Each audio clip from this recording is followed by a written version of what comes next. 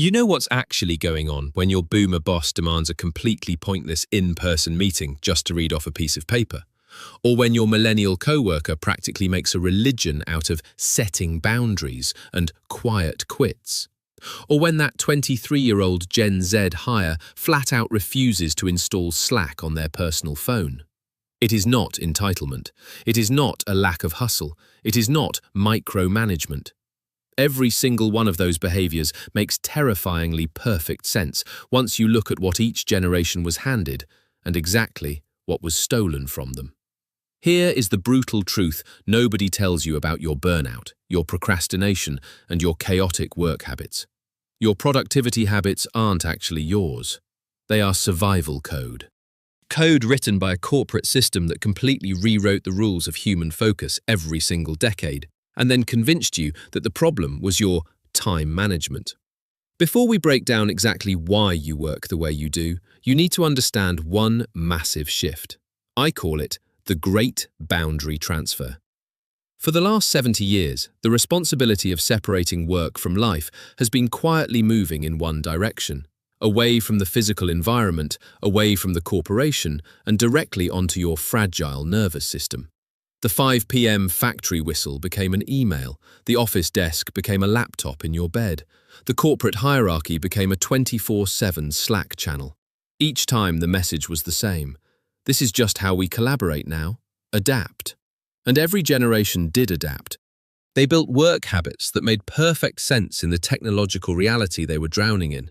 The tragedy is that we turned around and judged those habits without ever looking at the cages that created them.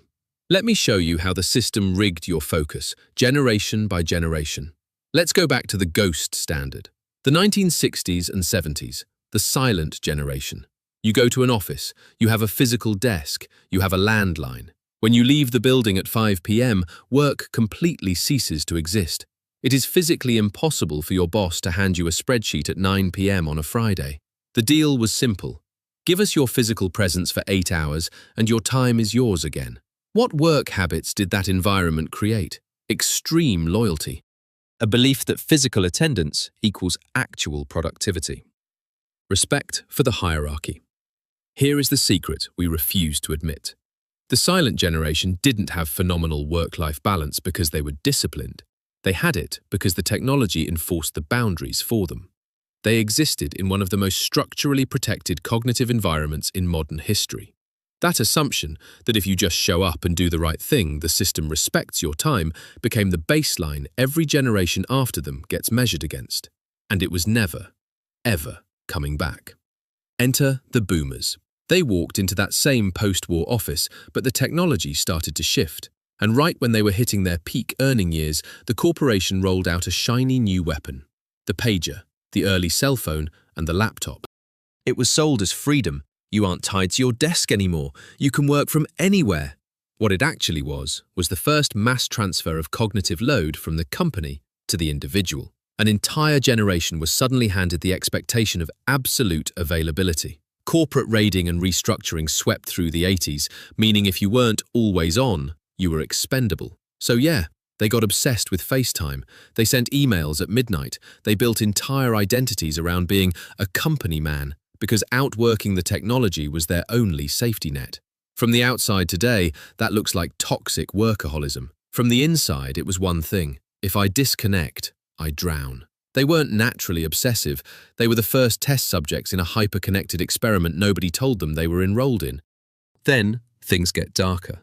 Gen X. Gen X watched institutions demand 24/7 loyalty, and then watched those same institutions ruthlessly downsize their parents. They entered the workforce right as the dot-com bubble inflated and spectacularly violently burst. They did everything right, and the floor dropped. At some point, your nervous system stops believing the company has a flaw. So Gen X built productivity habits that rely on absolute self-preservation.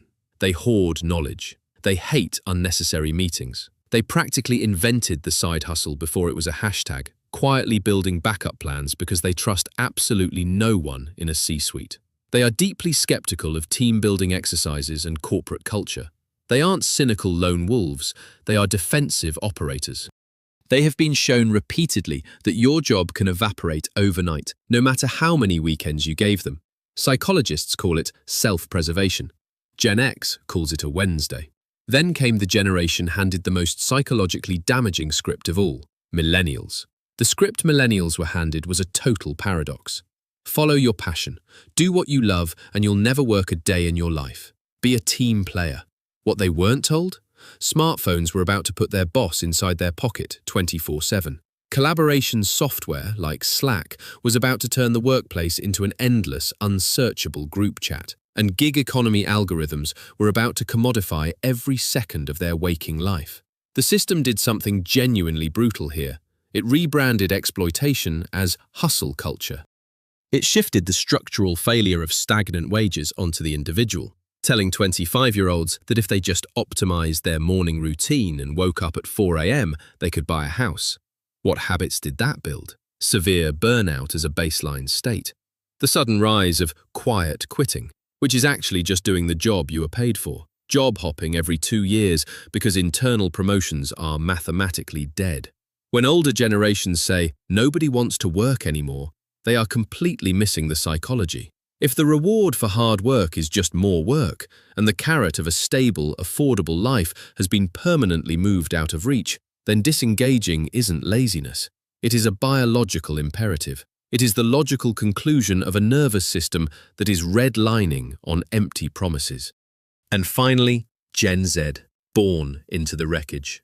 They watched their millennial siblings burn out for nothing. They entered the workforce through a Zoom screen during a global pandemic. Their understanding of career wasn't built in a break room. It was built on TikTok, witnessing massive tech layoffs broadcast live. They are handed a reality where AI is automating entry-level tasks and remote work means they are competing globally. So their productivity habits hold two massive extremes in total tension. On one side, the lazy girl job, doing the absolute bare minimum to survive because corporate loyalty is a proven scam.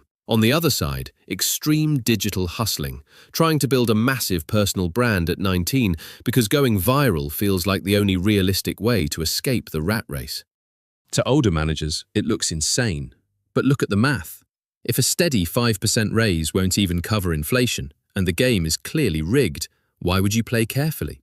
You either try to break the algorithm and get rich quick, or you protect your peace at all costs. That isn't immaturity. That is what happens when you hand someone a broken corporate ladder and a digital casino and tell them to climb. Zoom out and you see the exact same psychological pattern dressed in different clothes. Presenteeism, extreme skepticism, quiet quitting, algorithmic nihilism. The feeling that no matter how many apps you download, you are always behind. Here is the secret the productivity gurus will never admit. Time management is a scam. It is a multi-billion-dollar industry designed to make you feel guilty for failing to survive an environment that was explicitly engineered to hijack your attention. The system changed the definition of work from a physical place to an inescapable mental state, and then sold you a planner to fix it. Your bad work habits aren't random. They are scars, and in most cases, your lack of focus is someone else's business model. The next time you find yourself judging how someone else works or feeling deeply ashamed of your own burnout, ask the real question first. What technological cage were they dropped into? What promises were broken before they even logged on? Your burnout is not a personality flaw. It is your nervous system remembering every time the boundary was breached. If you want to actually fix this, you have to stop relying on willpower. Willpower is dead. You have to change the system you operate in. Step 1. Audit your physical environment. If your phone is in the room, you are at work. Create spaces where the internet literally cannot reach you. Step 2. Weaponize friction. Delete the collaboration apps from your personal devices. Make it incredibly annoying for people to reach you outside of your defined hours. Step 3. Break the psychological loop. Realize that the guilt you feel for resting was installed in you by a system that profits from your exhaustion. Stop blaming yourself for barely surviving the grand experiment you were forced into. Take your mind back. Drop a comment below. Which generation's survival code are you currently running, and how has it wrecked your focus? Subscribe and hit the bell if you want the deeper dives into hacking the systems that control your life.